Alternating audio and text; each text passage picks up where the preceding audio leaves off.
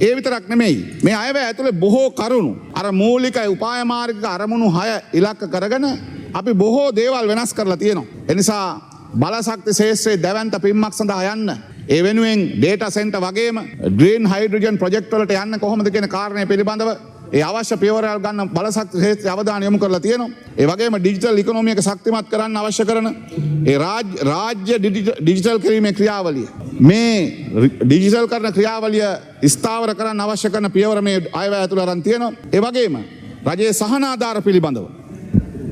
සහනාධාර පිළිබඳවත් අපි මතක් කරන්න ඕනේ. මොකද විශ්‍රාමිකයට අස්වැසුම ඒ විතරක් නෙමෙයි තවත් බොහෝ සහනාධාර පිළිබඳව අපි මේ අයවැය ඇතුලේ මුදල් වෙන් කරලා කතා කරලා තියෙනවා. ඒ නිසා අපි ආරාධනා කරනවා අර පොත් 9ක් print කරලා දීලා තියෙනවා ගරු කතානායකතුමනි. ඒ පොත් 9 දීපු පොත් 9 ජාතික අයවැය පුරවැසි අයවැය හැටියට අපි නම් කරලා තියෙනවා.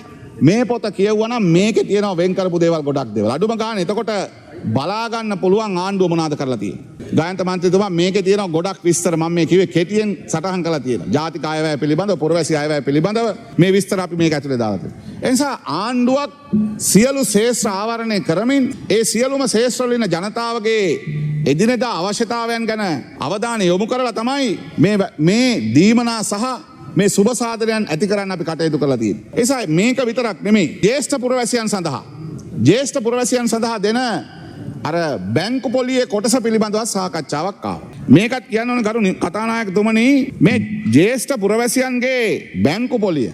දැන් මේ අවුරුද්දේ පොලිය දෙනවා නම් මේ අවුරුද්දේ සල්ලි වෙන් කරන්න එපා කතානායකතුමනි. ඒකනේ අයවැයක ප්‍රතිපත්තිය වෙන්න ඕනේ නේද? ගායන්ත මන්ත්‍රීතුමාලා මේක දන්නවා අයවැය සාමාන්‍ය වෙන්නේ මේ අවුරුද්දේ දෙනවා නම් මේ අවුරුද්දේ මුදල් වෙන් කරන්න. හැබැයි 22 23 අවුරුදු දෙකට ජ්‍යෙෂ්ඨ පුරවැසියන් සඳහා 100%ක පොලී වැඩි කිරීමක් ලබා දෙන්න එකඟ වුණත් මුදල් වෙන් කරේ නැහැ. අපි 2025 ඒ සඳහා මිලියන 10,000ක් ගෙව්වා පොලිය.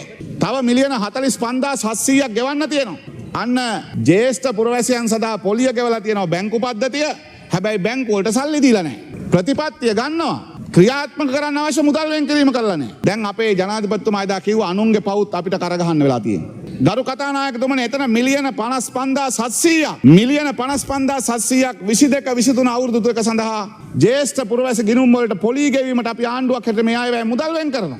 ඒ විතරක් නෙමෙයි අපි 25 26 ඉඳන් 60,000ක් පමණ වන තැන්පත්කරුවන්ට මිලියනයකට වඩා ඒ පොලී ගෙවීම අපි කරනවා. එතකොට අපි මේ පරණ පව් තිබුණ නැත්තම් අපිට තවත් 103කට වැඩියෙන් ඒ ජ්‍යෙෂ්ඨ පුරවැසියන්ගේ පොලියත් අපිට වැඩි කරන්න තිබුණා. ඒ නිසා මේ අයවැය ඇතුලේ පරණ පවුත් කරගහගෙන යනවා අපි ගරු කතානායකතුමා. පරණ පවුත් පරණ ආණ්ඩුවල පවුත්. ඒක තමයි රටක් ඉස්සරහට යනවා කියන්නේ. අපිට කියන්න බෑ ඒක ගිය ආණ්ඩුවෙන් ඉල්ල ගන්න කියලා. ආණ්ඩු ප්‍රතිපත්ති ගත්තා මුදල් වෙන් කරේ නැහැ. අවසානයේ බැංකු ගෙව්වාම බැංකු වල දැන් යනවා හිර වෙලා රජයෙන් ආයෙ යුතු පොලී කියලා. බිලියන 55ක් මිලියන 55,700ක් පොඩි මුදලක් නෙමෙයි කරු කතානායකතුමා. නිසා අපි ඒ සඳහා මුදල් වෙන් කරලා තියෙනවා.